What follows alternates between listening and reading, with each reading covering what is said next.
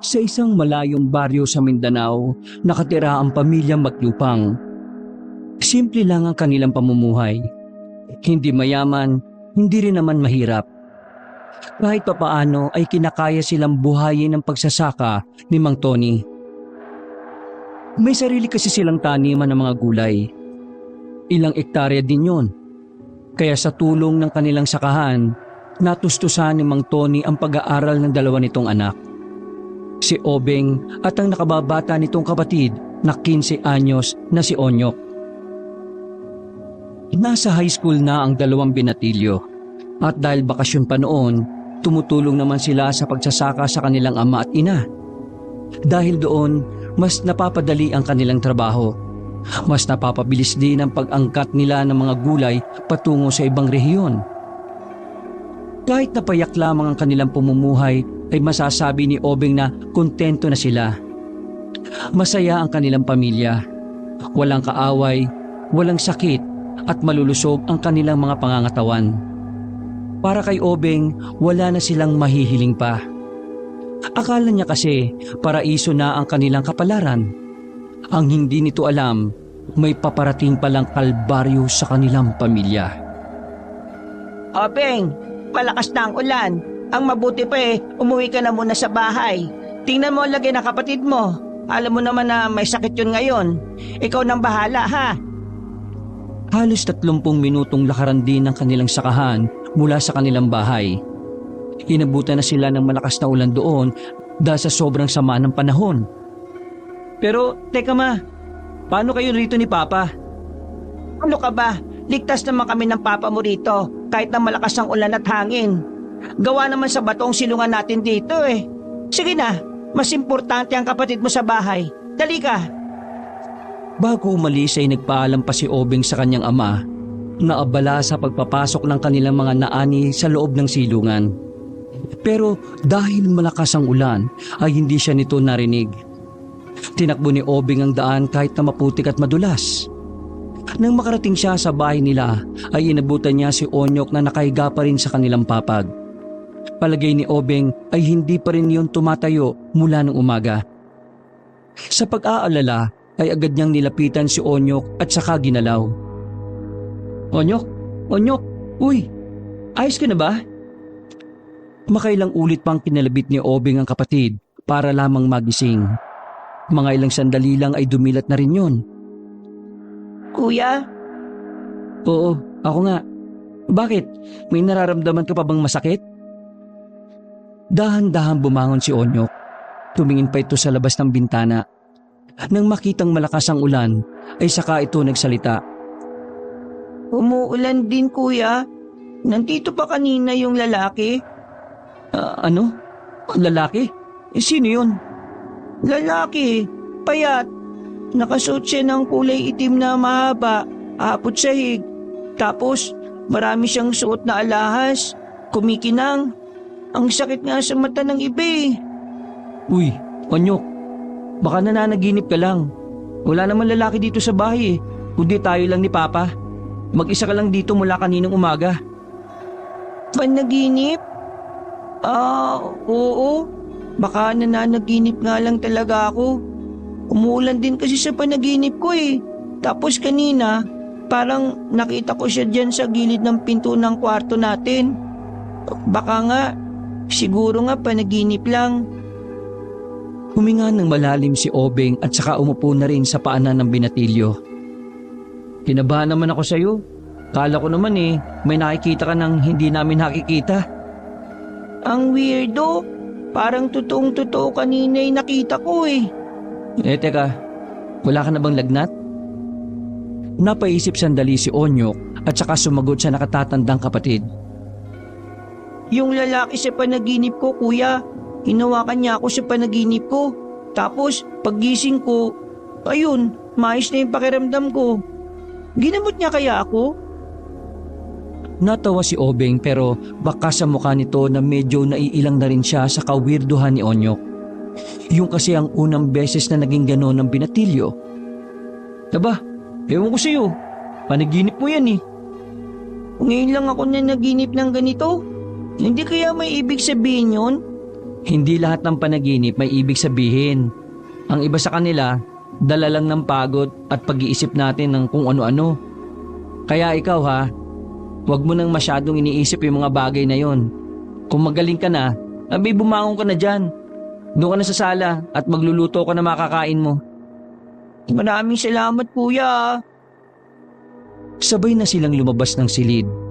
Umupo si Onyok sa mahabang katre nila. Tulala at parang inaantok pa rin. Napatingin dun si Obeng habang nagluluto ng noodles na hinaluan ng 2 itlog. Nagtataka si Obeng kung bakit parang kakaiba ang kilos ng kapatid na si Onyok. Aminin man niya o hindi, medyo naiilang siya sa napapansin niya. Ganun pa man, ang mahalaga na lamang kay Obeng ay wala na rin lagnat ang kapatid niya. Nilapitan na niya yun nang maluto ang noodles at sabay na rin silang kumain. Dakong 6:00 na ng gabi nang makauwi ang kanilang mga magulang. Basang-basa ang dalawa. Agad naman nilang inabutan ng tuwalya si Aling Payeng at Mang Tony. Nakapagluto ka na ba ng makakain, Obeng? Diyos ko, ang ginawa. Nakapagluto na ako, Tay. Sinigang, saktong-sakto sa tag-ulan. Abay, ayos yan. Teka, Payeng. Ako na muna ang maunang magbanlaw ha. Sige na, magbanlaw ka na. Inihanda na ng binatilyong si Obeng ang kanilang hapunan. Pagkatapos magbanlaw na mag-asawa ay kumain na rin silang 4. Gaya ng madalas na nakagawian, habang kumakain ay hindi mapigilang magkwentuhan. Sigurado ka ba, Onyok, na magaling ka na? Wala na po akong sakit, Nay. Hindi nga rin ako makapaniwala eh. Pagising ko, parang magic. Wala na agad akong nararamdaman na masama. Kasi, malakas naman ang pangangatawan mo. Kayong dalawa ng kuya mo. Kaya hindi naman nakapagtataka na gumaling ka kaagad. Ay siya nga pala, Obeng, Onyok. Huwag muna kayong dadaan sa kabilang baryo ha. Nakakatakot doon. Bakit naman pa? Ano bang meron doon? Basta, sumunod na lang kayo. Huwag kayong dadaan doon. Magagalit ako kapag hindi niyo ako sinunod. Sundin niyo na lang ang tatay ninyo. Bakit nga kasi ma? Bakit ayaw pang sabihin ni tatay? Hindi niyo rin naman maintindihan kaya magsasayang lang tayo ng oras kung pag-uusapan. Sige na, kumain na lang kayo. Marami pang ulam mo. Sarap ng sinigang. Tapos sasawsaw ko kayo dito sa patis na merong kalamansi at saka sili. Hindi na nangulit pa sa pagtatanong ang magkapatid. Kilala nila ang kanilang ama. Alam nilang ayaw na ayaw nito ang maraming tanong, lalo na't nagsabi na ito na tumigil na. Maayos namang natapos ang kanilang kainan. Ilang oras lang ay naghanda na rin sila sa pagtulog. Malakas-lakas pa rin ang ulan ng mga oras na yon. Tinabayan pa ng malakas na hangin kaya naman sobrang lamig sa paligid ng buong bahay. Sementado ang kanilang bahay, dahilan para hindi sila mabahala na baka matangay sila ng hangin. Magkasama sa isang silid si Obeng at Onyok. Si Obeng ang nasa sahig, si Onyok naman ang nasa papag. Mahimbing na sana ang tulog ni Obeng noon pero pagsapit lang ng 3:00 ng madaling araw, naramdaman niya na wala sa higaan si Onyok. Nung unay inakala niya baka umihilang. Kaya naman hindi na niya yon pinansin pa. Sinubukan niya makabalik sa pagtulog pero hindi niya na magawa. Bumangon lang siya para alamin kung nasaan si Onyok. Marahan niyang binuksan ang pintuan ng silid at sumilip sa sala. Kita niya si Onyok na nakasilip sa maliit na awang sa bintana. Marahan na lumapit si Obeng at saka tinanong ang kapatid. Onyok, ano bang ginagawa mo dyan? 3:00 na ng madaling araw ah. Uy! Huwag kang maingay, kuya. Ano nga ba kasi yung tinitingnan mo? Sumilip ka. Tinapat ni Obeng ang kanyang mata sa siwang ng bintana. Bukas ang ilaw nila sa tapat. Tumila na rin ang ulan kaya kitang-kita niya roon ang bakuran nila. Oh, anong meron? Wala naman ah. Tumingin ka sa bandang puno ng papaya. Sinunod ni Obeng ang sinabi ng kapatid Pagdako niya ng tingin doon, nakita niya ang 3 tao na nakatayo roon. Direktang nakatingin sa bintana kung saan naroon sila. Sa pagkabigla ay agad na inalis ni Obing ang kanyang tingin doon. Ha? Teka, sino ba mga yun? Kuya, mula nung unang araw na nagkasakit ako, nararamdaman ko na sila rito sa paligid natin eh. Tuwing 3:00 kapag iihi ako, nakikita ko sila dun sa tabi ng puno ng papaya. Ilang beses mo na silang nakikita doon? Pangalawa pa lang ngayon, pero tuwing madaling araw, pakiramdam ko, sila yung nararamdaman kong mabigat na presensya eh. Tiningnan ni Obing si Onyok ng seryoso. Sinusuri ni Obing kung nagsasabi ba ng totoo si Onyok. Pero wala man lang siyang nakikitang kahit na anong pagbibiro sa nakababatang kapatid. Tao ka ba? Lakas ng pakiramdam mo ah. Malamang tao, ano ba sa tingin mo? Muli nilang sinilip ang mga nakatayo roon sa gilid ng puno ng papaya. Pero sa pagkakataon na yon ay wala na silang nakita. Nakaalis na ang mga yon nang hindi nila nararamdaman. Wala na sila kuya. Tingin mo, sino kaya yung mga yun? Ikaw unang nakakita tapos akong tatanungin mo. Mga tao kaya yung mga yun? Ano bang sa tingin mo? Hayop? Hindi ko rin alam kuya. Basta mula nang gumaling ako sa sakit, pakiramdam ko hindi sila pangkaraniwan eh. Alam mo, gutom lang yan. Ilang araw kang walang maayos na kain eh. Gusto mo, kain tayo sa labas? Sa lugawan ni Mang Hashira? Baliw ka kuya. Baka malaman nila nanay at tatay na lumabas pa tayo. Pag-aagalitan tayo. Madaling araw na eh. Hindi naman nila malalaman kung walang magsasabi, di ba? At saka, 24 oras bukas yung lugawan ni Mang Hashira. Tara! Ano? Basta ikaw bahala magpaliwanag kapag pinagalitan tayo ha. Marahan nilang binuksan ang pintuan. Lumabas sila nang walang kamalay-malay ang mga magulang nila. Habang naglalakad sa kalye, biglang napatigil si Onyok. Lumingin ito sa likuran na siya namang kinatakot ni Obeng. Ano ba Onyok? Ang weirdo mo ah. Ano bang nililingon-lingon mo dyan? Hindi mo ba nararamdaman kuya? Parang may sumusunod sa atin eh. Para lang, pero wala naman talaga. May narinig akong yapak ng paa kanina eh. Wala naman akong narinig eh. Guni-guni mo lang yan. Kagagaling mo lang kasi sa sakit, kaya ganyan ka. Tara na!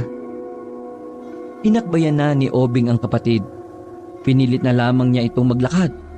Kahit na ang totoo, unti-unti na rin siyang nahihiwagaan sa mga kakaibang kinikilos ng kapatid. Pagdating nila sa lugawan ni Mang Hashira, isang Japanese na nakapag-asawa ng Pinay, agad silang umorder ng 2 mangkok ng lugaw. Mang Hashira na pogi, 2 nga pong mangkok ng lugaw na may itlog. Napangiti agad ang hapon sa kanilang 2. At dahil likas na mabait si Hashira, dinadagdagan pa nito ang lugaw nila ng karne. Eto, ako na dagdag karne. Kasi kayong darawa, mabait sa akin ragi. At sabi nyo sa akin ragi, pogi ako. Pogi naman po talaga kayo eh. Kaya nga po ang ganda rin ni Yuri eh. Siniko ni Onyok ang kanyang kuya para sawayin. Siguro si Yuri lang talaga gusto mong makita. Sinama-sama mo pa ako. Basta sumakay ka na lang. Hinahanap mo ba, Yuri? Turog pa anak ko eh. Maya umaga pagkising mga prinsesa. Natigil lang ang usapan nilang 3 nang lumakas ang kwentuhan ng 3 ginang sa kabilang lamesa. Nako, yung baryo magilaw na yan. Dapat nang gawin ng namumuno dyan eh. Alisin yung mga nayanggaw na tao na yon. Kasi kapag yun nakawala, nako, yari na. Ay ko, sabi mo pa. Pero kita mo namang walang ginagawa ang barangay. Palibhasa, kamag-anak yung nayanggaw. Nakakatakot na sa baryo magiliw ano? Nagkatinginan si Obeng at Onyok. Napagtanto nila ang baryo Magiliw ang sinasabi ni Mang Tony na huwag nilang dadaanan o puntahan. Hayaan nyo sila.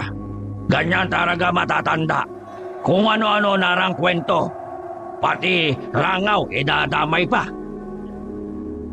Mga Shira, Yanggaw po ang sinasabi nila, hindi po langaw. Yanggaw? Ano naman yung yanggaw-yanggaw na yan? Hindi ko rin po alam eh. Ngayon ko lang din po narinig. Ikaw ba, Onyok? Alam mo ba? Hindi ko po alam. Pero minsan ko na rin narinig yan sa panaginip ko, kuya. Hindi ko lang matandaan kung ano eh. O sige, kain lang kayo kasi ruto ko rugaw masarap. Di ba? Walang pareya.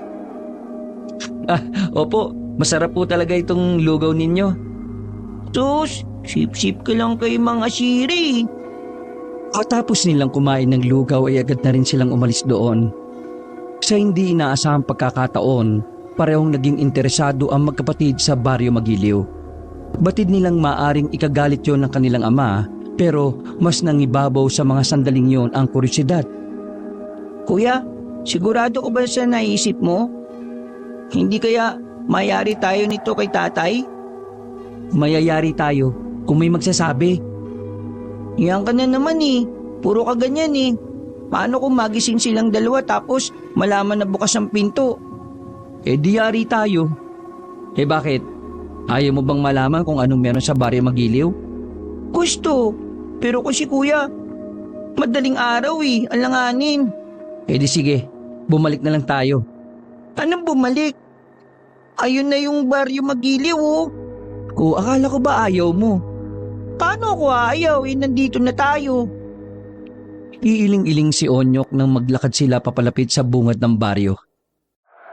Sa tapat pa lang ay parang nag-aalangan na silang pumasok.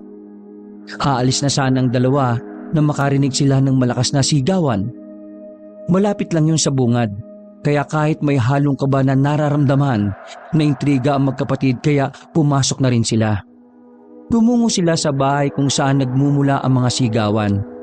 Palihim silang pumwesto sa likod ng mga baging ng halaman. Hinawi nila yon ng bahagya at saka sumilip sa bakuran. Nakita nila roon ng isang pamilya na natataranta. May umiiyak, may halos mahimatay na, at higit sa lahat, meron doong isang lalaking sugatan. Duguan ang braso. Ano kaya nangyayari sa kanila? May masama akong nararamdaman kuya. Ha? Paano masama? Hindi ko alam. Basta mabigat ang pakiramdam ko dito kuya. Umalis na. Ha? Natigilan si Onyok sa kanyang pagsasalita na makita ang isang nilalang na lumabas ng pinto. Katawang tao, pero ang mukha nito ay hindi katulad ng sa karamihan. Mahaba ang dila at ang mga pangil nito ay halos 1 pulgada. Marami din itong ugat na malapit sa sentido at mata. Nagtakbuhan ng mga nasa bakuran. Maging ang lalaking sugatan ay nauna na rin nakalabas. At ang nilalang naman na yon ay napatingin sa direksyon ng magkapatid. Agad na tinakpan ni Obing ang bibig ni Onyok para hindi ito makapag-ingay. Dahan-dahan na kasing naglakad ang nilalang na yon palapit sa kinaroroonan nila. Buti na lang may mga dumating na barangay tanod. Dahil doon ay naalarma ang nilalang. Tumalon yun patungo sa bubungan. Gumapang tuluyan ng umalis. Kuya, ang baon ng kamay mo. Ay, sorry. Kumamot ako sa puwet ko kanina eh. Dahil sa takot na baka madamay silang dalawa sa mga nangyayari sa Baryo Magiliw, umalis na kagad ang dalawa roon. Nagtatatakbo ang magkapatid hanggang sa makabalik na sila sa kanilang baryo. Sandali silang tumigil sa tapat ng kanilang bahay para magpahinga. Mga ilang sandali lang ay dahan-dahan na rin silang pumasok sa loob. Maswerteng hindi nagising ang kanilang mga magulang. Hindi na dinalo ng antok si Obing at Onyok. Mulat ang kanilang mga mata nang mag-umaga na. Nagtaka ang mag-asawang Payeng at Tony nang makitang namumula ang mga mata ng magkapatid. Kaya naman hindi na nakatiis pa ang ginang na si Payeng kundi ang magtanong. Ay, kayong dalawa. Ano bang nangyayari sa mga mata ninyo? Nakatulog ba kayo ng maayos ha? Hindi na eh. Sobrang lamig kasi kagabi. Di kung ganun dito na lang muna kayo sa bahay. Matulog kayo. Kami naman ang nanay nyo maghihintay sa truck na hahakot ng mga ani natin. Sigurado po ba kayo? Oo, mukhang maganda rin naman ang panahon ngayon. Kita mo naman na May araw na sa labas oh. Nay, Tay, alam niyo po ba kung ano ay yung yanggaw? Sinipa ni Obing sa ilalim ng lamesa ang paa ni Onyok para sawayin ito. Pero huli na dahil narinig na ng kanilang magulang ang salitang yon. Saan nyo naman nalaman niyang yanggaw na salita na yan? Seryoso ang mukha ng kanilang ama kaya nakaramdam na si Obing ng kaba. Nag-isip na kaagad si Obing ng maaari niyang idahilan. Sinipan niya ulit si Onyok sa ilalim ng lamesa para bigyan ng senyales. Tay, narinig ko lang nung nakaraan nung napadaan ako sa lugawan ni Mang Hashira. Tapos nakuwento ko kay Onyok kagabi. Akala ko kasi alam niya eh. Pero ano nga ba yun, Nay? Tay? Sumandok na lang ng kanin si Mang Tony at saka nilagyan ng dagdag na ulam ang kanilang plato. Huwag nyo nang isipin ang mga bagay na yon na hindi nyo naman mapapakinabangan. Ang mabuti pa, matulog kayo pag alis namin, ha? Ngumiti na lamang ng pilit si Obing. Pakiramdam talaga niya, may malalim na dahilan kung bakit ayaw yung sabihin sa kanila ng ama. Kahit din si Aling Payeng, parang walang balak na ipaintindi sa kanila ang bagay na yon. Matapos ang kanilang almusal, ay umalis na rin ang mag-asawa. Sinigurado muna ng magkapatid na sila Mang Tony at Aling Payeng ay umalis na. Kuya, dapat sinabi natin sa kanila yung nakita natin sa kabilang baryo eh. Sira ka rin no? Eh di nalaman na nagpunta tayo dun. Eh paano kung bigla na lang silang atakihin ng nilalang na yun? Mukhang mabangis kuya. Tapos nakalis na rin ang baryong yun. Paano kung sila nanay at tatay ang isa sa mabiktima? Huwag ka nga mag-isip ng ganyan. Kakaisip mo niyan, baka mamaya mangyari talaga eh. Ay nako, patutulog muna ako. Dinadalaw na ako ng antok no. Eh ikaw, anong gagawin mo? Matutulog din. Nung umagang yon ay himalang umulan na naman ng malakas. Masarap ang tulog ni Obing sa mga pagkakataong yon. Ang kaso nga lang, pagsapit ng 11:00 ng umaga ay narinig niyang nagsasalita si Onyok. Klarong-klaro ang sinasabi nito na para bang meron talaga itong kinakausap. Sino ka ba? Lagi kang nagpapakita sa panaginip ko. Ikaw ang tatay ko? Di mo naman kamukha yung tatay Tony ko eh. Tinalog-alog ni Obing ang kapatid para patigilin yon sa pagsasalita. Tumigil naman ito sandali. Pero mga ilang segundo lang ay nagsalita itong muli. Pag-iingat ako sa kanila. Kukunin nila ako. Gagawing alay. Bakit? Sino ba sila? Diba sabi mo anak mo ko? Eh tulungan mo ko. Huy! Onyok! Ano ka ba? Huy! Gising! Pinagsasasampal ni Obing ang kanyang kapatid sa pisngi. Nagising yon nang maramdaman ang hapdi ng bawat sampal. Uy! Ano ba kuya? Bakit ka nananampal? Nananaginip ka na naman eh. Kung ano-anong pinagsasabi mo. Bumangon si Onyok at napaisip. Naalala agad nito ang sariwang panaginip na parang totoong-totoo. Yung lalaking nakaitim na maraming alahas. Tatay ko daw siya. Aray! Sira ulo. Si tatay ang tatay mo, no? Napapakamot na lamang si Onyok sa ulo niya dahil sa pagbatok ni Obing sa kanya. Hindi ko alam kung bakit ako nananaginip ng ganun kuya. Tapos, pansin mo, tuwing nananaginip ako ng ganun, gigising ako, malakas ang ulan. Hindi ko alam kung anong pinagsasabi mo. Pero mabuti pa, puntahan natin sila nanay at tatay. Siguradong kailangan nila ng tulong natin dahil maulan, no? Agad na nagbihis ang magkapatid. Kinuha nila ang malaking payong na nasa gilid ng kanilang pintuan. Malakas-lakas ang hangin noon kaya kahit na nakapayong sila ay nababasa pa rin silang dalawa. Madilim ang paligid kahit mag-aalas 12 pa lamang noon. Diretso ang dalawa sa kanilang paglalakad. Nang marating nila ang kanilang sakahan ay tumayo agad sila sa bahay ng imbakan nila ng mga inani. Wala silang nakikitang truck sa labas. Hindi rin nila nakikita ang kanilang mga magulang doon.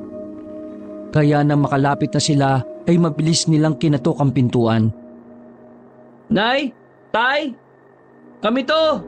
Pakibuksan po ang pinto kung nandiyan po kayo sa loob. malalakas na katok ang kanilang ginawa.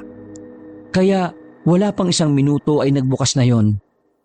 Agad silang hinila ni Mang Tony papasok at mabilis na isinarado ang pinto. Nay? Tay? Ano po problema? Pagka muna magtanong, manahimik muna kayo. Sumilip-silip si Mang Tony sa labas, habang si Aling Payeng naman ay pasimple ring sumisilip sa may bintana. Halos 1 oras silang nasa imbakan ng kanilang ani. Hindi sila makaalis sa hindi malamang dahilan ni Obeng at Onyok. Dahil hindi na makatiis pa si Obeng, kinulit na niya ang kanyang ama. Tay, pwede bang sabihin niyo sa amin kung ano ba talaga yung nangyayari? Nababahala na kami ni Onyok eh. Hindi namin alam kung ligtas pa ba kami o hindi na. Ligtas kayo rito. Basta huwag kayong lalabas at makikinig lang kayo sa amin. Bakit ba kasi kayo nagpunta rito? Ang sabi ko matulog lang kayo ah. Tony, sa tingin ko kailangan na nilang malaman kung ano ba talaga ang dapat nilang malaman. Mga binata na sila. Alam kong maiintindihan nila ito. Isa pa, hindi naman tayo ang punterian nun eh. Huminga ng malalim ang matandang si Mang Tony. Nang makakuha ng buwelo, ay saka na nito pinagtapat ang bagay na ayaw sana nilang sabihin. Pero dahil lumalala na rin ang sitwasyon, mapipilitan ng mag-asawa na magsalita. Sa baryo Magiliw, may nayanggaw. Ang yanggaw ay isang paraan ng mga aswang para gawing aswang ang isang tao. At ang nayanggaw na yon ay nakatakas. Ngayon, nasa baryo na natin. May aswang na sa baryo natin. At kanina, habang nagsasakay kami ng mga ani sa truck, biglang nakita namin sa bukirin ng lalaking aswang. Lumalabas siya kahit na ganitong oras. Mas natakot kami. Nandito lang kami kanina pa sa takot na baka kami ang mapahamak. Aswang? Totoong aswang? Napaisip bigla si Obeng. Dito na niya napagtanto na aswang pala ang nilalang na nakita nila sa baryo Magiliw. Sa hindi malamang dahilan ay nagtayuan ng balahibo ni Obeng. Nakaramdam siya ng bahagyang pagkabahala para sa kanilang kaligtasan. Kung ganon, dapat makaalis na tayo rito. Delikado ang buhay natin dito. Yun nga ang balak natin. Pero hindi hintay muna natin na tumila ang ulan. Mahirap lumabas kung madilim ang paligid. Habang natataranta sila, napansin ni Obeng na tahimik lang si Onyok at parang mukhang malalim ang iniisip. Nilapitan niya ang kanyang kapatid at saka pabulong na tinanong. Oh, anong problema? Natatakot ka ba? Kuya, yung sa panaginip ko. O bakit? Ano na naman? Ang sabi ng lalaki, lagi kong nakikita sa panaginip ko. Aswang daw yung kukuha sa akin eh. Naalala ko na. Hindi ngayong oras ng pagbibiro, Onyok ah. Kuya naman, paniwalaan mo naman ako. Kahit ako rin naman eh, naguguluhan sa nakikita ko sa panaginip ko eh. Pero tingnan mo na lang, paano kung may ibig sabihin pala ang mga panaginip na yon? Paano kung kunin nga ako ng mga aswang? Ay nako, saka na nga natin yung pag-usapan. Mabuti na lang at talagang malakas ang ulan ng mga oras na yon. Kaya naman hindi sila marinig ng mag-asawa kahit kaunting distansya lang naman ang pagitan nila roon. Nanahimik na lang muna si Onyok, pero bakas na bakas sa mukha niya ang labis sa pagkabahala. Makalipas ang halos 2 araw, tumila na rin ang ulan. Hawak ang itak ay naunang lumabas si Mang Tony. Wala na ang sinasabi nilang aswang. Kaya naman hindi na sila nagsayang pa ng oras. Tumakbo na sila paalis. Napadaan sila sa kanilang barangay. Nagkakagulo na ang mga tao roon. Narinig nilang may mga nagrereklamo na tungkol sa aswang. Dahil bukod sa kanila, meron din palang ibang nakakita. Ngayon alam niyo na kung bakit ayaw ko kayong papuntahin sa baryo Magiliw. At dahil nandito na ang aswang sa baryo natin, kailangan niyo munang manatili sa bahay. Paano yung mga pananim natin? Mas mahalaga ang buhay natin, lalong-lalo na si Onyok. Napaisip si Obeng ng mga sandaling yon. Hindi niya alam kung bakit parang espesyal si Onyok sa mga pagkakataon na yon. Samantalang pareho lang naman silang anak ng dalawa. Hindi na lamang yun pinansin ni Obeng, pero aminado siyang may nabubuo na namang kaisipan ng kanyang utak. Pag-uwi nila sa kanilang bahay, naglabas na ng maraming bawang at iba pang pangontra ang mag-asawa. Sa nakikita ni Obeng, parang alam na ng magulang niya na darating ang araw na yon. Parang handang-handa kasi si Mang Tony at Aling Payeng. Tay, matagal niyo na po bang alam na may aswang? Tumingin muna sa kanya ang ama niya ng seryoso. Matagal nang may aswang, pero ngayon, natuntunan nila ang lugar natin. Tay, bakit ayaw niyong sabihin sa amin? Samantalang yung ibang binata rito alam na nila. Ngayon lang tuloy namin nalaman na totoo pala talaga yung mga nilalang na ganun. Dahil kilala ko kayong magkapatid, alam ko mas aalamin nyo mga bagay-bagay kapag sinabi ko sa inyo. Baka yung pa magdulot ng kapahamakan sa inyong dalawa, hindi ko kakayanin. Hindi na nagsalita pa si Obeng, pero batid niya sa sarili na ang dahilan na yon ng kanilang ama ay parang sapilitan lang. Hindi siya naniniwala pero hinayaan na lang din niya muna. Sumapit ang kinagabihan. Tahimik lang ang apat habang makakaharap sa isang lamesa. Ramdam na ramdam ni Obeng na merong nagbago sa kanilang lahat. Napapansin ni Obeng na hindi mapalagay ang kanilang ina. Marahil nababahala rin ito sa mga maaaring mangyari. Binasag ni Mang Tony ang katahimikan. Onyok, ngayong gabi, doon ka sa amin ng nanay mo matutulog ha. Nagtaka si Obeng sa mga sandaling yon, pero mas pinili lang din niyang manahimik. Bakit naman po? Basta, sumunod ka na lang. Wala. Namiss ko lang nakatabi ka. Nakaramdam ng kaunting inggit si Obeng. Sa buong buhay niya, kailanman ay hindi niya yun naramdaman. Pero iba ang oras na yon. Parang may mali. At dahil doon, mas lalong nagkaroon ng kaisipan si Obeng na may tinatago ang kanilang mga magulang. Ganun pa man, bahagya pa rin siyang nasaktan. Paano si kuya? Wala siyang kasama. Ayos lang ako, Onyok. Sama mo na sila nanay at tatay.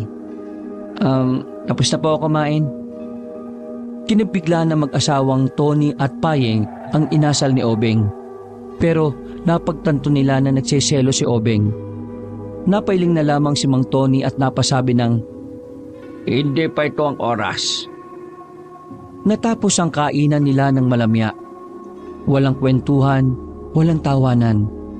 Nakaapekto rin kasi ang mga nangyari sa taniman nila. Habang nakaiga si Obeng, ay nakatingin lang siya sa kisame. Sa ganoon kadali, nagbagong tingin niya sa kanyang mga magulang.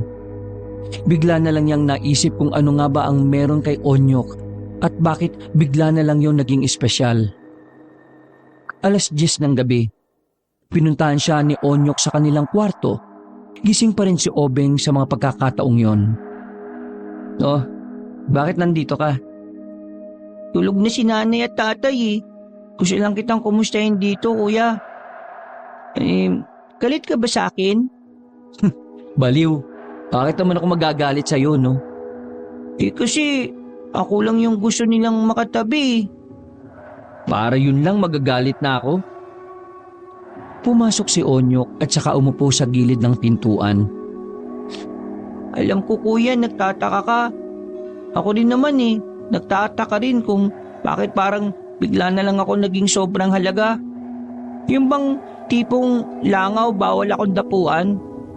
Parang sobrang protekta naman nila sa akin. Sabihin mo nga, kuya, totoo bang kukunin ako ng mga aswang kagaya ng sinasabi ng lalaking nakaitim sa panaginip ko? Hindi yun totoo. Ano ka ba? Ilang beses ko na sa yung sinasabi yan, ha? Ang panaginip, madalas kabaliktaran. Nananaginip pa ako dati, syota ako raw si Aubrey Miles Tingin mo, hanggang ngayon wala pa rin akong syota. Hindi nga ako pinapansin ni Yuri.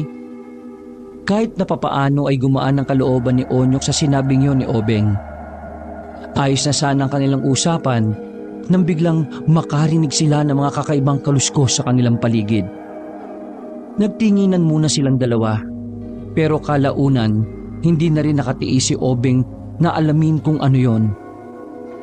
Lumabas sila ng silid, nagtungo sa maliit na sala at sumilip sa siwang ng bintana. Doon ay nakita na naman nila ang 4 na lalaki na sa pagkakataong yon nasa loob na ng kanilang bakuran. Parang nagmamasid ang mga yon. At ang mas kinababahala pa ng dalawa ay naririnig nilang parang asong umaangil ang 4. Onyok, palagay ko, aswang ang mga ito. Bakit aswang? Akala ko ba isa lang ang aswang sa baryong Magiliw?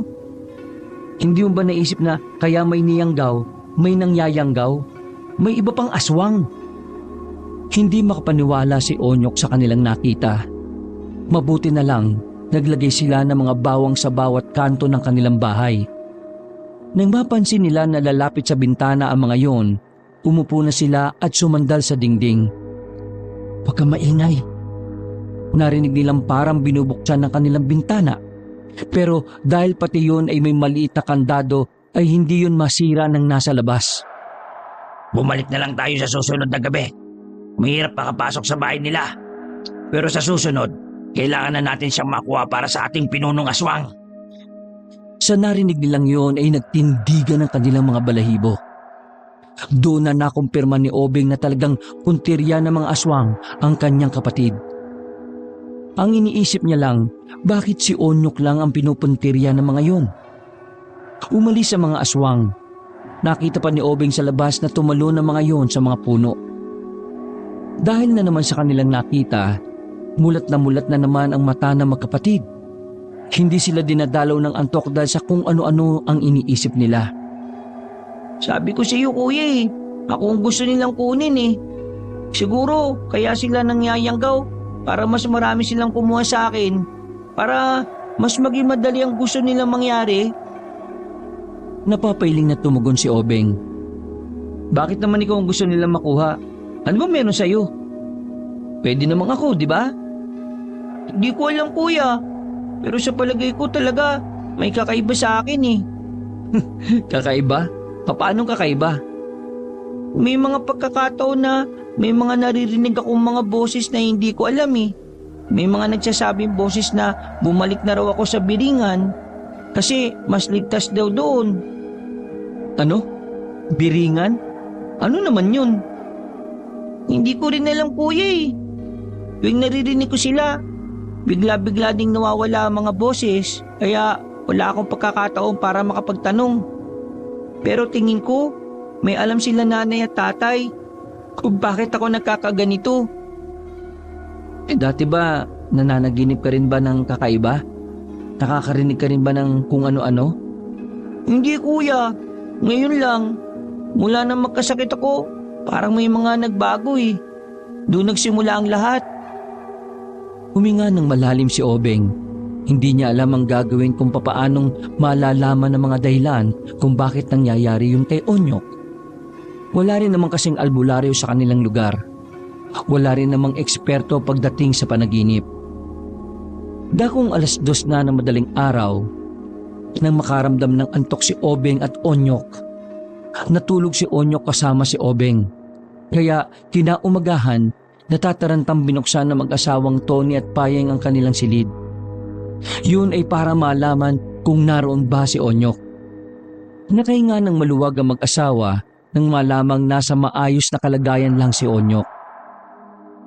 Bakit kayo natataranta, tay? Pero hindi siya pinansin ng kanyang ama. Dumiretso ang tingin ng ama kay Onyok. Onyok, di ba sabi ko, wag na wag kang aalis sa tabi namin. Pinag-alala mo kami. Nandito lang naman po ko sa kwarto namin ni kuya Hindi naman ako lumalabas. Kahit pa, magmula ngayon, dapat kung saan ka pupunta. Magpaalam ka dapat sa amin. Naintindihan mo ba? Ano po bang nangyayari? Bakit parang ingat na ingat po kayo sa akin? Nay, tay, may kukuha ba sa akin?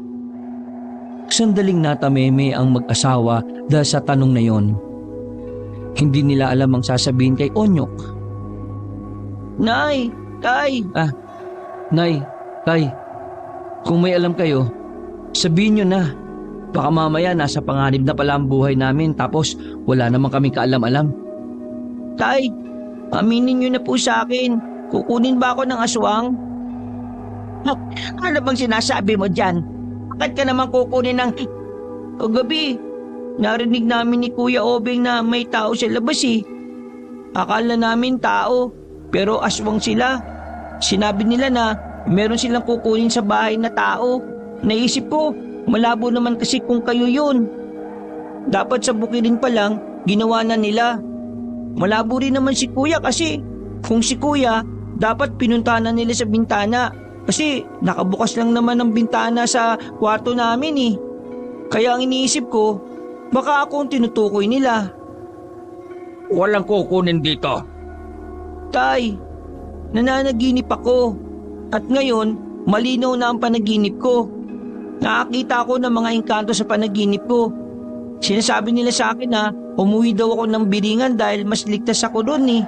Sinasabi nila na kukunin daw ako ng mga aswang. Hindi nila sinabi sa akin kung bakit. Pero tugma yung sinasabi nilang kukunin ako ng aswang eh. Dahil nararamdaman ko, nagsisimula na sila eh. Umupo si Mang Tony sa gilid. Nakaramdam ito ng kaunting pagkahilo. Hindi ko inakala na madaling maintindihan ni Onyok ang lahat. Nakatayo lang si Obeng sa gilid at naghihintay sa mga ipagtatapat sa kanila ng mga magulang. Dahil pakiramdam niya ay meron talaga silang malalaman sa umagang yon. Tay, sabihin niyo sa akin, anong klase ba talaga akong tao? Ano pong hindi ko alam sa sarili ko?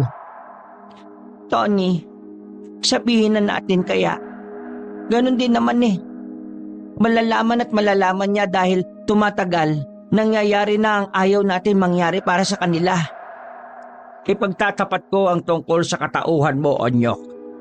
Pero ipangako mo sa akin na iintindihin mo ng maigi kung bakit naman ito tinatago sa iyo. Hindi tumugon ng binata. Tulad ni Obeng, tahimik lang din itong naghihintay. Humugot ng malalim na paghinga si Mang Tony. Nababahala ang mukha nito. Hindi ka talaga namin tunay na anak, Onyok. Nung ikadalawang kaarawan ni Obeng, nagpunta kami sa gubat para mag-picnic. Ganun lang namin dinaos ang okasyon na yon at nang pauwi na kami, bigla na lamang bumagsak ang malakas na ulan. Hirap na hirap kami sa kagubatan dahil madulas. Sa kalalakad namin, isang puting bagay ang natagpuan namin. Tinatok namin yon para humingi ng tulong kasi si Obeng noon halos naninigas sa sobrang lamig. Pero wala namang nagbubukas. Kaya ang ginawa namin, tinulak na lang namin ang pinto. Laking pagtataka namin ang bukasyon. Pagpasok namin, isang babaeng naghihingalo ang dinatnan namin. Sa gilid niya ay isang sanggol. Nakiusap sabi ng babae na kunin ang sanggol. Naawa kami, kaya sinunod namin siya. Bago siya malagutan ng hininga, sinabi niya sa amin na kapag may dumating mula sa Biringan para kunin si Onyok, ibibigay namin siya dahil doon ang tunay niyang tahanan. Lumabas kami ng bahay na yon nang tumila ang ulan. Himala na hindi na rin kami giniginaw noon. Nang mas nakapagtataka pa, paglingon namin, wala na yung puting bahay. Sa takot namin, nagmamadali kaming umuwi. Mula noon, inalagaan ka namin, Onyok, na parang tunay naming anak. Katulad ng pagmamahal namin kay Obeng. Ganon din ang binigay namin para sa iyo. Napapailing si Onyok sa kanyang mga naririnig. Hindi siya makapaniwala na hindi pala totoong magulang niya ang mga nakasama niya sa maraming taon. Ang tunay niya palang ina ay matagal nang wala. Hindi niyo ako anak. Iba ang nanay ko. Nasaan ang tatay ko? At anong Biringan na sinasabi niyo? At ang sinasabi ng mga naririnig kong boses? Onyok, anak. Ang Biringan ay mundo ng mga engkanto. Anak, engkanto ang ama mo. Samantalang tao naman ang nanay mo. Ibig sabihin, engkanto ako? Hindi namin alam kung anong dugo ang mas nakalalamang sa katauhan mo. Pero kahit na ano pa man yan, ay hindi nagbabago ang tingin namin sa iyo. Ang gulo. Bakit ako gustong kunin ng mga aswang? Ipaliwanag niyo naman sa akin na mas maayos oh. Tumataas na ang tinig ni Onyok kaya naman tinapik ito ni Obeng sa balikat para pakalmahin. Dahil kailangan ng mga aswang ang dugo ng isang kalahating tao at kalahating aswang. Gagamitin nila ang dugo mo para gawing alay. Para buhayin ang kanilang Diyos-Diyosa na matagal nang nahihimlay. Marami pala talaga kayong alam pagdating sa mga aswang? Mula nang malaman namin na si Onyok ang gagamitin nila, pinag-aralan namin ni Payeng ang tungkol sa mga aswang. Ang totoo niyan, noong mga bata pa kayo ay sa kapis tayo nakatira. Pero dahil sa bantaan na dala-dala nila, napilitan kaming umalis doon ng tatay ninyo. Pero hindi namin inakala na hanggang dito makakasunod sila. Nakita na lamang nila na umiiyak na si Onyok. Hindi nito matanggap ang mga nalaman mula sa mga tinuring na magulang. Onyok, saan ka pupunta? Sige tay, ako nang bahala. Mas lalo lang sasama ang loob niya kung pipilitin niyo siyang tanggapin agad ang lahat ng ito Obeng, sundan mo ang kapatid mo. Tumungo lang si Obeng at nagmamadali ng makalabas. Sinundan niya si Onyok. Sa bilis na maglakad ni Onyok ay nawala agad yon sa kanyang paningin. Kainis, bakit nawala agad yun? Onyok! Hoy! Onyok, nasa ka ba? Sobrang kabado ni Obeng nang hindi na niya makita pa si Onyok. Kung saan-saan na niya hinanap ang binatilyo pero nabigo lang siya. Nakarating siya sa lugawan nila Mang Hasira. Sakto naman na naroon si Yuri, ang anak ng Hapon na may-ari ng lugawan. Uy, Obeng, napadaan ka. Kakain ka ba? Nabigahan naman si Obeng sa kagandahan ng dalaga pero wala siyang oras para makipaglandian noon. Masyadong okupado ang utak niya para kay Onyok. Pasensya na Yuri pero napadaan lang ako para sana itanong kung dumaan ba si Onyok dito. Nawala ang magandang ngiti ni Yuri. Dumaan dito si Onyo kanina pero parang merong nagbago sa kanya Ha? Paanong nagbago? Hintay mo ako rito. Kukunin ko lang yung bag ko sa loob. Nagmamadaling tumakbo si Yuri. Pagbalik nito ay may suot-suot na itong itim na bag. Tara. Sa palitan nitong hinila si Obeng paalis sa lugawan. Habang naglalakad sila ay huminto si Obeng. Nagtataka kasi ito kung anong ginagawa ng babae. Teka. Ano bang meron? Sasamahan kita hanapin si Onyo. Ayaw mo ba? Ha? Oo, wag na. Makakabala pa ako sa'yo. Bumalik ka na sa inyo. Makakatulong ako sa paghanap mo. Tingnan mo to. Pinakita ng babae ang pulseras nito na mayroong bato na may hugis ng mata. Ha? Ano yan? Para saan yan? Anting-anting. Nakakatulong ito para malaman ang lokasyon ng engkanto. Napatigil si Obeng. Nagulat siya sa sinabi ng babae. Obeng, huwag ka mag-alala. Ako lang ang nakakaalam sa amin. Ha? Paano mo nalaman? At kailan pa? Hindi ko alam kung maniniwala ka pero may kakayahan ako makausap ang mga elemento. Kabilang na ang engkanto. Biyaya raw to sa akin ni Mama. Kaya nung unang makita ko pa lang si Onyok nung mga elementary pa lang tayo, alam ko na kagad na hindi siya buong tao. Ipangako mo sa akin na walang makakaalam, Yuri. Huwag kang kabahan. Wala naman makakaalam Matagal ko nang alam pero hindi naman kumalat, diba? Magtiwala ka sa akin. Tara na, hanapin na natin ang kapatid mo bago pa siya makuha ng mga aswang. Alam mo rin yung tungkol sa pagnanais sa mga aswang na makuha siya? Oo, pero kanina ko lang nalaman. Narinig ko usapan niyo kanini. Ha? Nasa bahay ka kanina? Oo, magbabayad lang sana ako ng utang ni Papa kay Mang Tony. Napapailing na lamang si Obeng dahil sa mga natutuklasan niya. Hindi niya inakala na pati ang tahimik na babaeng si Yuri ay mas may kaalaman pa pala sa kanya sa mga nangyayari. Sabay na naghanap ang dalawa. Gamit ang pulseras na anting-anting ay dinala sila nito sa kagubatan. Inabot na nga rin sila ng alauna. Madilim-dilim din ang paligid dahil nagbabadya na naman ang pagbuhos ng ulan. Sigurado ka bang nagpunta rito si Onyok? Dito tayo tinuro ng anting-anting eh. Magtiwala lang tayo. Malayo na sila sa kanilang baryo. Hindi na rin alam ni Obeng kung papaano sila makakabalik. Sadyang nakakalito kasi ang mga dinaanan nila. Maya-maya pa, bigla na lang nilang nakasalubong si Onyok. Hingal na hingal. Baka sa mukha ang takot nito. Onyok, buti naman at ligtas ka. Saan ka ba nanggaling? Inukot ako ng mga lalaki kanina eh. Mga aswang pala sila. Dinala nila ako sa lugar nila.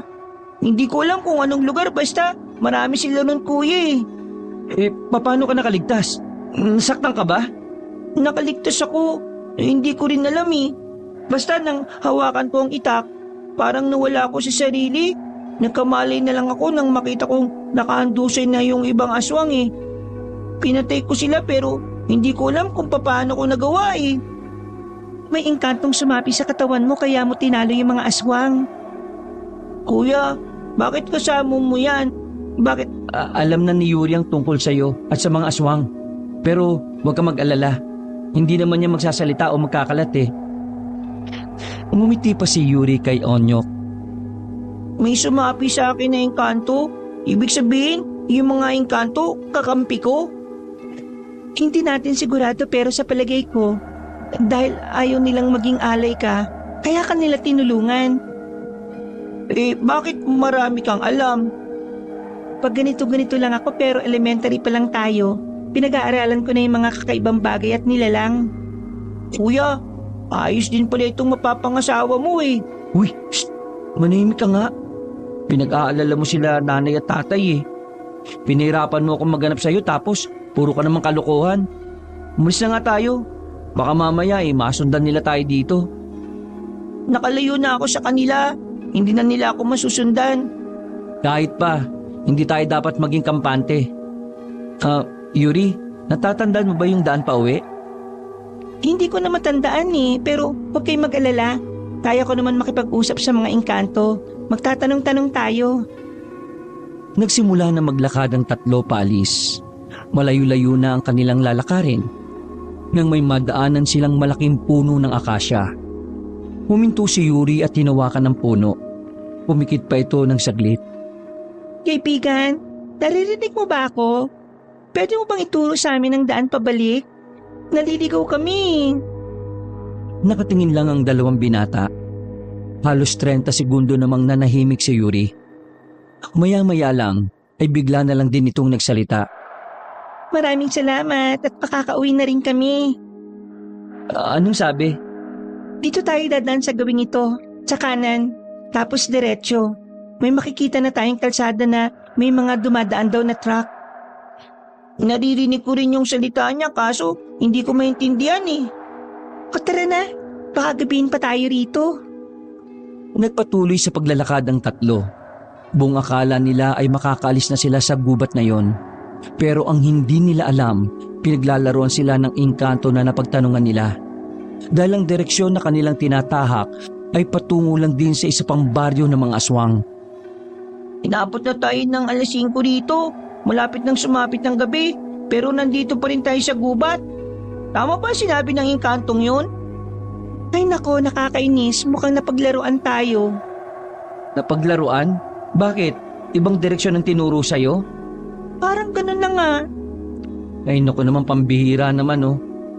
Pero hindi bale, diretsuin na lang natin to. Baka may makita pa tayong daan. Walang ganang naglakad ang tatlo hanggang sa inabot na sila ng dilim. Narating nila ang isang maliwanag na baryo na nung una inakala nila na pangkaraniwang baryo lang yon. Lalapit sana sila roon pero iba ang naramdaman ni Onyok. Wag, hindi tayo pwedeng pumasok dyan. Oh, bakit? May nararamdaman ka bang masama? Mabigat ang pakiramdam ko. Gaya ng pakiramdam ko kapag nasa bakuran natin yung mga aswang. Kaya, ibig sabihin lang nito, mga aswang ang nandyan sa baryo na yan. Nalinti ka na. Ay naku, nakakapwisit talaga yung kanto na yun, no? Ipapahamak niya tayo. Isang patunay lang yan na hindi lahat ng nakakausap mo matino. Huwag kayong maingay, may paparating. Sabay-sabay na tinikom ng tatlo ang kanilang mga bibig. Ilang sandali lang, may nakita na silang tatlong lalaki na may bitbit na isa pang lalaki na walang malay. Yung mga yan, mga aswang yan, yung bitbit nila, hapunan nila. Ganyan talaga ang buhay nila. Kumakain talaga sila ng tao.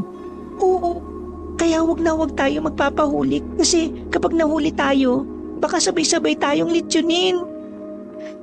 Hindi ako malilitsyon kasi ako ang alay nila eh. Nang makalayo ng tatlong aswang, ay sinimulan na rin ng tatlo na umalis. Marahan ang bawat lakad nila.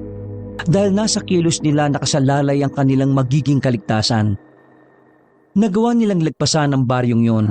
Pero ang hindi pa nila alam, sa daan na kanilang tinatahak ay may mga makakasalubong din silang mga aswang. Tago, bilis! Hinila ni Obeng ang dalawa na makitang may mga grupo ng kalalakihan na paparating. May mga bitbit na malalaking lampara at may mga hila-hilang tao na wala ng buhay. Kitang-kita nilang tatlo ang pangit at nakakatakot na mukha ng mga yon. Walang lalabas hanggat hindi ko sinasabi. Oo, Tek, nasaan na? Nakita na lang niyang naglalakad na palis ang dalawa. Naiwan siyang nagtatago doon. Inis na inis si Obeng. Pero wala siyang magawa dahil kapag gumalaw siya, mas madali na siyang maririnig ng mga aswang. Pero sadyang matigas ang kanyang ulo. Pinilit niya pa rin gumapang para sundan si Onyok at Yuri. Pero sa kasamaang palad, naramdaman siya ng mga aswang. Napatingin ang mga yon sa direksyon niya. Nang ilawan siya, ay saka na siya nakita. Kaswal na tumayo si Obeng, sabay sabing, "Oh, kumusta? Sarap ng hapunan natin ah." Nang biglang umangil ang mga aswang, ay nakaramdam na ng takot ang binata. Dahilan para simulan na rin niyang tumakbo. Halos madapa-dapa siya nang maabutan niya si Yuri at Onyok. Pagtingin nila sa kanilang likuran, ay sumusunod na sa kanila ang grupo ng mga aswang. "Bisit kayo, bakit niyo naman ako iniwan?" Sumunod lang din naman ako kay Onyok eh. Hindi nagsasalita si Onyok ng mga sandaling yon. Seryoso lang yon habang tumatakbo sila. Pero mga ilang sandali lang ay nabigla sila nang huminto si Onyok. Bigla na lang pinutol ni Onyok ang sanga na nakalaylay. Hinarap niya ang mga aswang, hawak-hawak ang sanga na yon. "Huy, Onyok! Anong gagawin mo ha? Nababalik ko na ba? Hindi mo kakayanin yan! Huy, tara na!" Sandali, hindi na si Onyok yan. May nakasabi na sa kanya mga engkanto. "Ha? Na naman?" Tinutulungan siya ng ibang engkanto. Kailangan natin magtiwala. Magsasalita pa sana si Obeng pero dumating na ang grupo ng mga aswang. Sabay-sabay na nagbago ang anyo ng mga yon. Dahilan para magtayuan na naman ang balahibo ni Obeng. Gumilit siya ng bahagya. Si Onyok naman ay parang walang naririnig. Iba rin ang tindigan ni Onyok. Para bang hindi na yon ang kapatid na nakilala ni Obeng.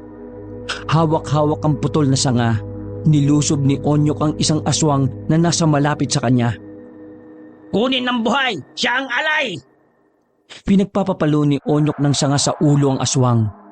Hindi makapaniwala si Obeng sa pinapakita ng kapatid niya. Para itong sanay na sa pakikipaglaban. Magaling itong umilag. Magaling din itong magpatama. Kitang-kita na hindi nga si Onyok ang gumagamit ng katawan na yon. Ayos lang ba talaga siya? Ang dami niya no? Malalakas ang engkanto na nakasapi sa kanya. Kaya huwag ka mag-alala. Hindi man lang nagagalusan ng mga aswang si Onyok. Sa bilis ni Onyok, niwala ni isa sa mga yon ang nakakatama na humahambalos kay Onyok. Hindi pa nakontento si Onyok. Kumuha ito ng isa pang sanga. Ang tulis ng sanga ang siyang ginawa nitong panaksak sa mga aswang. Pinagtatatarak ni Onyok ang mga yon hanggang sa ang ilan sa kanila ay napahandusay na lang din. Maging ang mga aswang na yon ay nabigla rin sa kakaibang galaw ng binatilyo. Tatakas pa sana ang mga natitirang aswang pero hindi yung pinatawad ni Onyok. Hinabol pa rin yun ng binatilyo. At saka pinagpapapas lang gamit lang ang hawak nitong matulis na sanga. Nang sundan nila Obeng, naabutan nilang nakahandusay na ang mga aswang. Habang si Onyok naman ay nakatayo lang at parang wala man lang itong reaksyon sa mga nangyayari. Onyok, huy, naririnig mo ba ako? Ikaw na ba yan? Tumingin lang sa kanila si Onyok. Mga ilang sandali lang ay bigla na lang itong nawalan ng malay. Nasalo ni Obing ang kapatid nang bumagsak ito. Binuhat nito si Onyok at inilayo sa mga bangkay na ng aswang. Naganap sila ng maayos na lugar kung saan iniga muna nila ang binatilyo. Yuri, ayos lang mo si Onyok? Siguro naman ayos lang siya. Ay, kainis naman oh. Dapat ako na lang ang sinapian eh. Mahina katawan nito eh. Paano ikaw ang sasapian? Wala namang pakialam ang mga engkanto sa iyo eh kasi wala ka naman dugong engkanto. Eh anong gagawin natin ngayon dito? Hintayin lang natin siya makapagpahinga. Siguro ay naubos ang lakas niya dahil 2 beses na siyang nasaniban ng engkanto eh. Kahit na may dugo siyang engkanto, hindi pa rin ibig sabihin nun na kaya na niya kaagad. Pero ang malaga lang nito, natalo niya ang mga aswang. Oo, pero bitbitin mo na siya. Hindi tayo dapat magtagal dito. Ilang metro lang ang layo ng baryo ng mga aswang mula rito sa kinalalagyan natin. Hindi malabong matagpuan nila tayo kaagad dito. Nagmamadaling binuhat ni Obing ang kanyang kapatid. Pinasan niya ito sa likuran at agad na naglakad paalis. Nagkaroon sila ng pagkakataon na makapagpahinga sa gilid ng isang ilog na may malakas na agos. Maya-maya lang din ay nagkaroon na ng malay si Onyok. Parang wala lang nangyari. Bumangon lang ito na parabang natulog lang ng ilang minuto. Naubos ko na ba yung mga aswang? Oh, alam mo yung mga nangyari? Akala ko ba sinasapian ka ng mga engkanto laban sa mga aswang na yun? Kaya nga, pero nakikita ko yung nangyayari. Pero parang panaginip lang siya. Ngayong gising ka na, pwede na tayong umalis. Hindi pa pwede. Ano ba pinagsasabi mong hindi? Kailangan na natin makalis dito kasi kapag nagkataon, pwede pa tayong mamatay dito. Hindi tayo pwedeng umasa sa mga engkanto na yan kasi pinahamak na nga tayo ng isi. Tama ang kuya mo. Mas mainam na umalis na tayo. Kahit na umalis tayo at makabalik sa baryo natin, wala pa rin namang magbabago eh. Hahanapin pa rin nila ako para ialay. Kung ganun lang din naman kuya, hindi na ako babalik sa atin para walang madamay na iba. Nagtitiwala ako sa mga engkantong tumutulong sa akin. Kilala nila ang tatay ko. Hindi nila ako pababayaan. Ay, ewan ko ba rito sa taong to? Wala kang dalang armas eh. Aasa ka lang sa sanga ng puno. Kuya, mauna ka na umuwi. Pakisabi na lang kina tatay at nanay. Manahimik ka. Kung hindi ka sasama sa akin, edi ako ang sasama sa'yo. Pero paano si Yuri? Walang kasama yan pa uwi. Sasama na lang din ako. Basta kapag ako nadedo, kasalanan mo ha. Ala, bakit ako? Biro lang. Basta kung nasaan si Obeng, dun din ako. Tutulungan ka namin sa abot ng aming makakaya, Onyok. Basta Onyok ipangako mo sa akin na makakaligtas ka at makakabalik ka pa sa atin. Oo kuya, pangako yan. Oh, anong gagawin na natin ngayon? Babalik tayo sa baryo nila. Aalamin ko kung nasan yung kabaong na tinatawag nilang Diyos. Sabi ng mga engkanto, kailangan ko raw wasakin ang katawan ng Diyos nila eh. Napamura na lamang sa hangin si Obeng. Aminin man niya o hindi, sobrang takot siyang makita ulit ang mga aswang. Kung pwede nga lang talaga niyang iwan ang kapatid, ay ginawa na niya. Kaso hindi. Hindi kayang isipin na lalaban na mag-isa si Onyok. Kahit na napipilitan, ay naglakad sila pabalik. Wala na ang mga bangkay ng mga aswang na madaanan nila ulit yon. Tanging mga lamparan na lamang ang naiwan doon. Ang senaryong yun ang siyang dumadagdag sa kaba ni Obeng. Pero ganun pa man, sinubukan na lang din niya na magtiwala sa kanyang kapatid. Nang malapit na sila ulit sa baryo, ay huminto sila para magmasid. Kita nila na nagbago na ang kilos ng mga naroon. Lahat ay parang nagmamadali. May mga napansin silang mga aswang na galit na galit. Nalaman na siguro nila ang nangyari. Malamang sa malamang yan. Kita mo, parang hindi sila mapakali. Onyok, saan ba nakalagay yung kabaong ng Diyos nila? Wala bang sinabi ang mga engkanto? Wala eh. Basta ang sabi lang nila sa akin, nasa isang tagong lugar yun. Tagong lugar? Sa banyo? Banyo? Sira ka ba? Eh di kusina. Tagong lugar nga eh. Ibig sabihin, malaking lugar. Magmasid na lang tayo. Malalaman din natin kung saan yun. Naglakad pa ang tatlo ng kaunti. Maraan silang lumapit sa kumpulan ng mga aswang na nag-uusap-usap. Nakatago lamang sila sa mga matataas na kawayan. Sa kanilang pakikinig, nalaman nila na ang kabaong pala ng Diyos ng mga aswang ay nakalagay sa isang kuweba sa kagubatan. Dahil doon ay inihanda na nila ang sarili.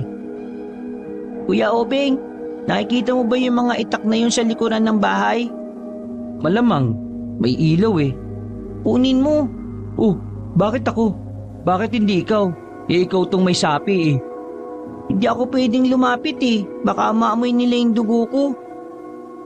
Tumingin si Obeng kay Yuri. Tinitingin-tingin mo. Ano ka, takot? Magpakalalaki ka, uy. Oo nga kuya. Di ba crush mo si... Oo na, kukunin na. Mag-iingay ka pa eh. Huminga ng malalim si Obeng. Para makaiwas sa kahihiyan sa babaeng gusto niya, pipilitin niyang maging matapang. Bawat takbang ng kanyang paa ay ingat na ingat. Palingon-lingon din siya sa paligid. Wala namang aswang sa likuran ng bahay na pupuntahan niya. Pero may mga dumadaan-daan na maaring makakita sa kanya. Huminto sandali si Obeng na makitang may dumaan na dalawang matandang aswang. Sobrang bagal pang maglakad kaya inip na inip si Obeng. Halos 5 minuto ang hinintay niya bago makaligpas ang dalawang matanda. Nang makakuha na ng tiyempo, marahan pa rin siyang naglakad patungo sa kinilalagyan ng mga itak. Matagumpay siyang nakalapit nang walang nakakakita sa kanya. Iyak, puro dugo, ang baho. Pero ayos na yan, wala na kaming pagpipilian eh. At least, meron na kaming weapon. Ginuha ni Obeng ang 3 itak na yon. Nagmamadali siyang binalikan si Onyok at Yuri. Inabot niya agad ang itak sa dalawa. At doon, sakalang niya napagtanto na siya lang pala talaga ang maarte. Ngayong may itok na tayo, sundan na natin yung mga nag-uusap kanina. Tsaka ko na sa kuweba ang punta nila. Parang mga dagang sumutang 3 sa makipot na daan ng mga kawayan. Hinanap nila ang mga nag-uusap na mga nakaitim. Nakita nila ang mga yon na parang may hinihintay. Maya-maya pa, lumabas ang isang lalaki sa isang bahay. Nagbigay saludo mga aswang doon. Parang yun yata yung leader nila. Malakas din ang pakiramdam ko na yun din ang pinuno nila. Kaya mo ba talagang labanan ng mga yon, Onyok? Nagtitiwala ako sa mga engkanto na hindi nila ako pababayaan. O sige, magtitiwala na rin ako. Nang makita na nilang naglakad ang mga nakaitim na aswang, wala na silang sinayang na pagkakataon. Palihim silang sumunod sa mga yon. Nangunguna pa si Onyok sa paglalakad. At kahit na maaari nilang ikamatay ang ginagawa nilang yon, walang pakialam ang binatilyong si Onyok. Makalipas lang ang halos 7 minuto, nakita nilang sinisindihan ng mga aswang ang mga gasera sa kuweba. Dumagundong na muli ang dibdib ni Obeng. Batid nila na mas magiging mahirap para sa kanila ang lahat sa oras na pumasok na sila roon. Wala tayong ibang daan papasok. Diyan lang. Pwedeng ako na lang Sasama kami. Hindi ka namin iiwan. Maraming salamat kuya. At sa'yo Yuri. Kundi dahil sa'yo, hindi naman magiging matapang si kuya eh. Ayos lang. Kasi ang mahalaga naman sa akin ay makaligtas tayong lahat. Bumuntong hininga na lamang si Obeng. Makalipas ang 5 minuto, nagdesisyon na rin silang lumapit doon. Nakaamba na ang mga hawak nilang itak. Alerto ang kanilang mga mata. Tingin sa likuran, tingin sa harapan. Bumabagal ang kanilang paglalakad dahil naririnig na nila ang usapan ng mga aswang. Masyado tayong mabilis maglakad. Dahan-dahan lang. Tumango lang si Onyok at Yuri. Hindi nagtagal, nakarating na rin sila sa malawak na parte ng kuweba. Agad-agad silang gumapang patungo sa likuran ng mga drum na nasa gilid. Nakita nilang naroon nga ang kabaong na nakaharap pa sa isang malaking dibulto ng aswang. Naririnig din nila ang mga aswang na parang nagsasagawa ng kakaibang dasal na di nila maintindihan. Bulong ng mga engkanto, ngayon daw ang itinuk ng gabi ng mga aswang para buhayin ng Diyos nila. Ibig sabihin lang nun, kung makukuha nila ako ngayon, matutupad na ang pangarap nila. Kaya yun ang dapat natin pigilan. Magsasalita pa sana si Obeng pero bigla itong natigilan nang marami pang aswang ang pumasok sa loob. Sa ganoong kalagayan, malabong makalabas sila ng buhay. Batid din nila na anumang oras ay makikita na sila nagtatago roon. Kahit na anong mangyari, walang lalabas ha. Hindi na naituloy ni Obeng ang kanyang sasabihin nang lumabas na sa likuran ng drum si Onyok. Ay naku, ang kulit naman nun. Hindi na si Onyok yan. Tumayo na rin at nagpakita na rin si Obeng at Yuri sa mga aswang. Sabay-sabay na umangil ang mga aswang na parang asong baliw. Lumapit sa kanila ang pinuno ng mga aswang na sa kanilang pagkakarinig ay Amil ang pangalan. Ha! Tingnan mo nga naman. Hindi na kami pinahirapan ng tadhana. Alay na ang lumalapit sa aalayan. Nakatayo lang si Onyok sa harapan nila. Hindi yung tumutugon kay Obeng kahit ilang beses itong tawagin. Ikaw ang tao na may dugong engkanto. Ang dugo na kailangan namin para mabuhay ang Panginoong Abukay ay magmumula sa iyo. Sumilay ang kakaibang ngiti sa mukha ni Onyok. Dahilan para magtaka ang mga aswang. Hindi ako papayag na gamitin niyo ang anak ko para sa kasamaan ninyo. Ganun pa rin ang boses ni Onyok, pero parang ibang tao na ang kanilang nakikita. Malakas ang kutob ni Obeng at Yuri na ang engkantong nakasapi na sa katawan ni Onyok ay ang mismong ama nito. Sino ka? Umalis ka sa katawan ng alay namin! Huwag mo akong utusan dahil mas mataas ako sa'yo. Winasiwas ni Onyok ang itak at saka isa-isang inatake ang mga aswang. Laking gulat ni Obeng na halos tumulo na ang laway niya dahil sa nakikita. Minamani-mani lang ni Onyok ang tumpok ng aswang, habang silang dalawa ni Yuri ay parang nanonood lamang sa gilid ng pelikula. Walang ya, ang galing ni Onyok. Nang nakasapi sa kanya, baka yun ang ibig mong sabihin. Hinigit ni Obeng si Yuri nang makitang may lumapit sa kanilang aswang. Walang pagdadalawang isip na tinagayo ni Obeng. Tinamaan ng aswang kaya napaatras yun. Hanggat kasama mo ko, tandaan mo, lagi kang nasa panganib. Ha? Ano? Ay, ang ibig ko sabihin, lagi kang ligtas. Muli nilang binalikan ng tingin si Onyok. Sandali lang silang nalibang. Pagtingin nila ay nalagas na agad ni Onyok ang mga aswang. Ang natira na lang doon ay ang aswang na si Amil. Maging ang leader ng mga aswang ay takot na dahil sa mga nasaksihan. Brutal kasing pinagpapapaslang ni Onyok ang mga aswang na naroon. Ikaw, tapusan mo na ngayon. Baka naman pwedeng pag-usapan yan. Pwede naman din... Pinukol ni Onyok ng itak sa ulo ang aswang na yon. Agad nitong binunot ang itak at saka lumapit na sa kabaong. Kung sino ka man na gumagamit ng katawan ng kapatid ko, kakampi kami ha. Hindi kami kalaban ha. Tumingin lang sa kanila saglit si Onyok. Binuksan na rin nila ang kabaong. Bumungad sa kanila ang isang aswang na himalang hindi inaagnas ang katawan. Nagulat na lang si Obeng at Yuri nang biglang pinagtatataga ni Onyok ang katawan doon. Hindi pa ito nakontento. Siniliban pa nito ng gasera. Nang masunog na ang katawan ng Diyos ng mga aswang, nilisan na rin nila ang kuweba. Dumaan sila muli sa baryo. Pero mga nakahandusay na rin ang mga naroon. Tumigil sa paglalakad si Onyok. Bigla na lang itong nawalan ng malay. Mabuti na lang ay nasa luyo ni Obeng. Binuhat niya si Onyok paalis doon. Mag-uumaga na makabalik na sila sa bahay. Iyak ng iyak si Aling Payeng at Mang Tony. Lalo na nang hindi pa rin nagigising si Onyok. Makalipas ang isang linggo, wala pa ring malay si Onyok. Kung sino-sino mga albularyo mula sa probinsya na ang kinausap nila. Pero walang magawa ang mga yon. Buhay si Onyok pero hindi naman ito dumidilat. Isang hapon, habang binabantayan niyo ni Obeng at Yuri, bigla na lang bumangon si Onyok. Nakabalik na ito sa sariling katinuan. Onyok, ikaw na ba yan? Kuya, pumayag na sila.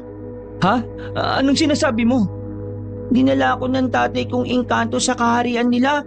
Nakiusap ako na gusto kong mamuhay bilang isang tao eh. Tapos, pumayag siya. Binigay ang buhay na ito. Kuya, hindi na ako magiging engkanto kagaya nila. Sa sobrang saya ay napayakap na lang si Obeng. Mang Tony, Ali Payeng, gising na po si Onyok. Nagmamadaling pumasok ang mag-asawa mula sa kanilang bakuran. Tuwang-tuwa ang mga ito nang makitang gising na ang kanilang tinuturing na bunsong anak. Noong mga sandaling yon, napakasaya ng puso ni Obeng. Isang biyaya na pinayagan si Onyok na maging isang ganap na tao. Dahil doon, mamumuhay na ng normal ang binatilyong si Onyok. Naubos nila ang mga aswang. Magkakasama sila ulit. At ang huling biyaya na natanggap ni Obeng, sinagot na siya ni Yuri sa loob lamang ng isang linggo. Wakas.